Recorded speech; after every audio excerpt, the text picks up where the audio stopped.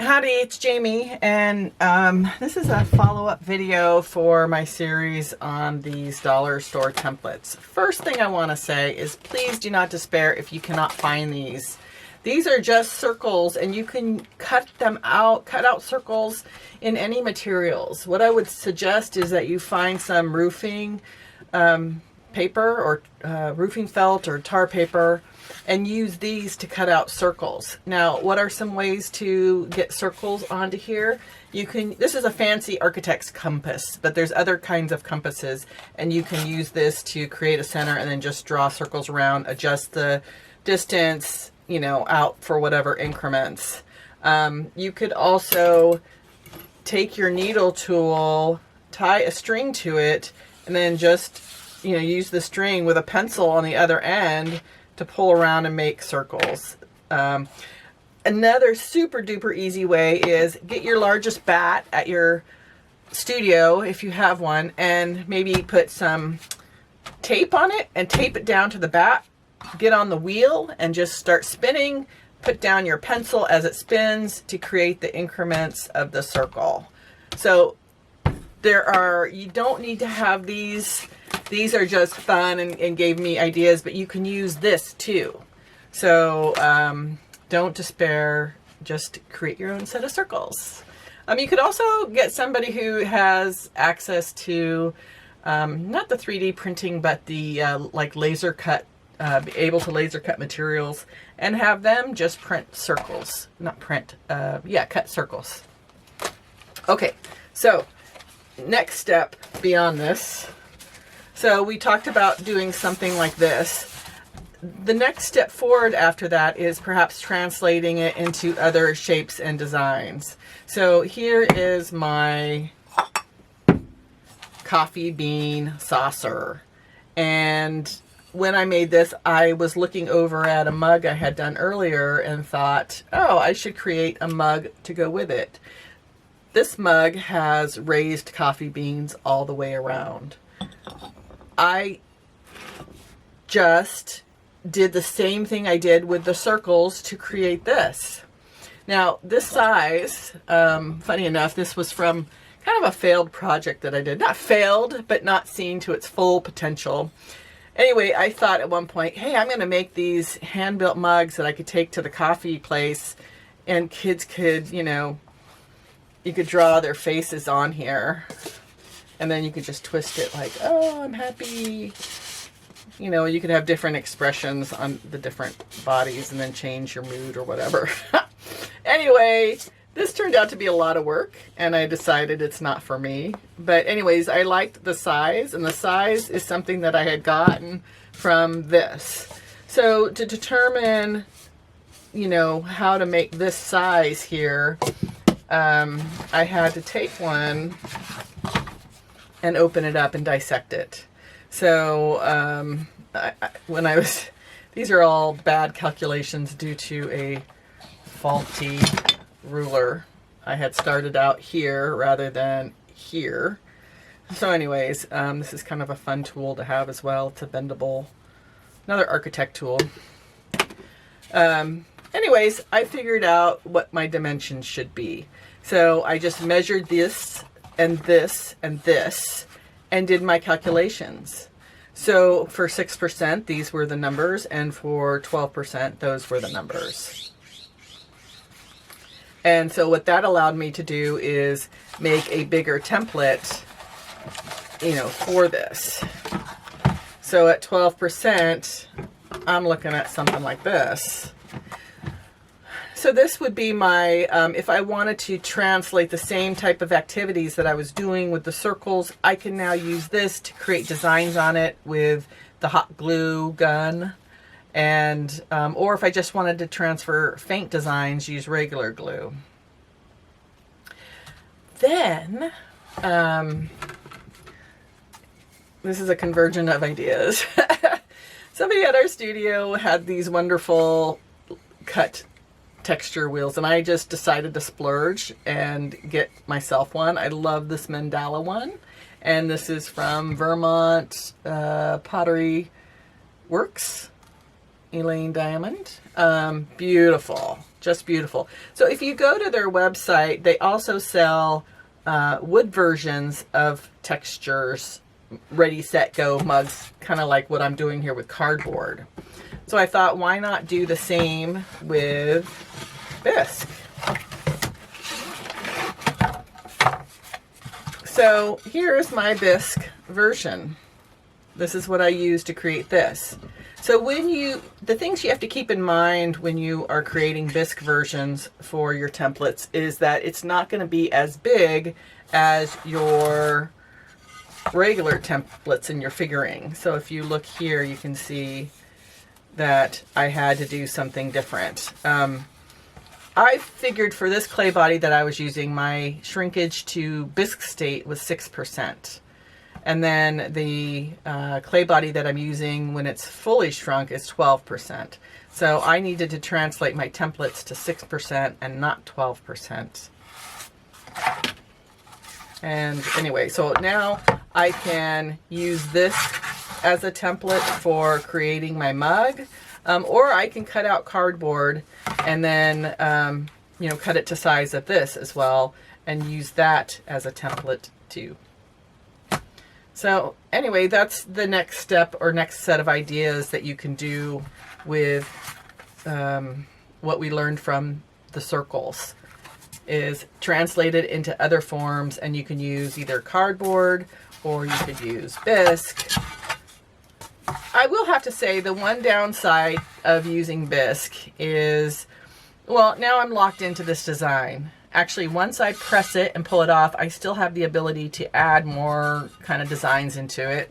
That's always there. But this also takes up room in my studio. So I'm going to be very careful about the number of bisque pieces that I've created. These guys, however, my long-term plan for these, so this one is on cardboard because I had broken it and I still want to use it, but I have plenty that are not broken. They're going to end up in my garden at one point. I'm going to glaze them and they're just going to be hanging circles. So right now I'm enjoying them, and then in the future they're going to become something else. So temporary storage in the studio for sure, but then on to garden beauty. That all said, I want to do one last project with my circles, and that is to drape them in a slump style mold. So let's go ahead and get that going. So this is a larger form that I had, and I cut thick foam to stick in the middle so that my clay would not sink down.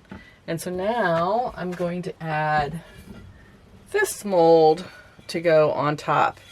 And I've lucked out in the way that I did this mold when I poured it by having a flat side or a stiff side coming up, straight side come up, because now it allows me to pick up the molds out of things like that. Anyway, I'm going to now put this on here, make sure it's centered, and then I'm going to add some single ply toilet paper.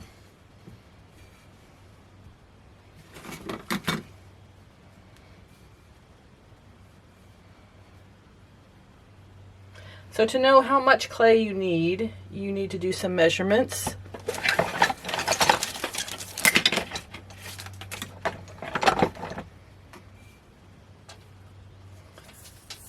And that, I'm just going to go to the end here, come up with my measuring tape, and it looks like it's about 14 inches. So I'll probably do 14 and a quarter. Get those back into position. So I've already prepared my slabs. Now I'm just going to drape.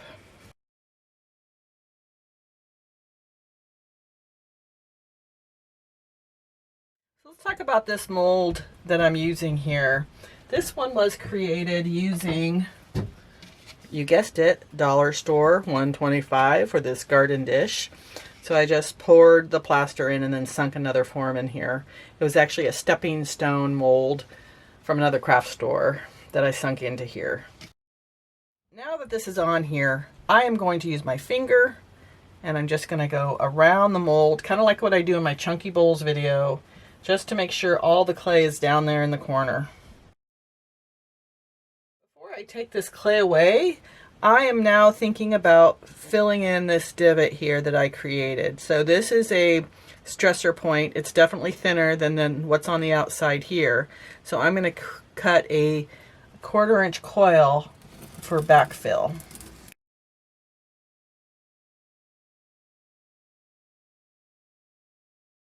I'm counting on that pressure that I put in there to actually transfer some of the design. Now, normally I would like to use a pony roller to get in there and do the rest, but I have the problem of this biting into that.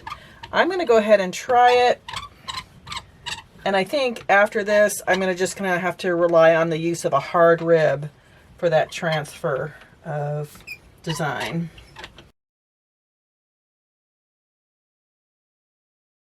Once I've made my passes with the hard rib, now I'm going to switch it up to a more flexible red rib. All this motion has expanded the lip a little bit. Now it's time to cut back again.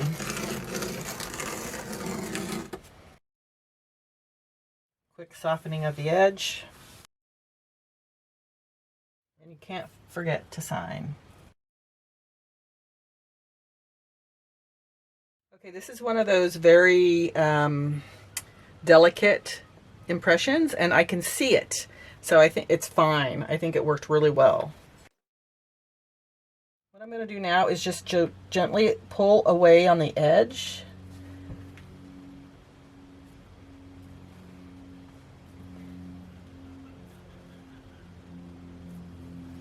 And I'm being careful not to interfere with the design. There is an undercut that's happening here a little bit because I pushed so much into the corner. So now I can just take my mold, hopefully, out, trusting on the toilet paper here. This is probably a tactic I wouldn't do with any other clay body, just because this clay just, you tell it what to do, it just stays there. So I'm very happy about this. I'm not going to touch it now until it is set up. And then once that has happened, I'm going to come back and smooth out these edges, and then it'll be ready for setting up slowly. So I'll come back with a last shot of this, and that'll be it for now. Thanks for watching. Take care. Catch you next time. Hey, so I'm back. I thought I had closed out the video, but after I finished filming, I realized I felt like it was a little irresponsible for me. Like, I just pop out the mold, it's ready to go. I've worked with this clay body for over 10 years. I know it. I know how it behaves. So the clay body that you're going to work with, you can't just, you might have to just let it set up upside down and wait until it's the right moment, because you don't want this rim to drop. And yeah, I mean, my students have tell me all the time, you make it look so simple. So I'm trying to warn you, like, you have to get to know your clay, and I'm using Sculpture Raku with it's a good groggy clay. So those ones will tend to stay up better. I would probably not attempt this with grogless clays at all. So just so you know. All right, so this is now ready to handle my finishing of the rim. So in this case, I'm just going to do that pinching action I do to go around. And then once I've done that, I'm just going to use my fingers to soften. All right, so what to do about this here in the middle? Sometimes, if you're lucky, like when it's drier, it can just peel off. Sometimes I take a metal rib to it. So the problem with the metal rib is you're gonna, okay, so another thing people are probably saying is, why don't you just let it burn out in the firing? And the reason I don't is if it's gonna leave lines behind, I wanna address those.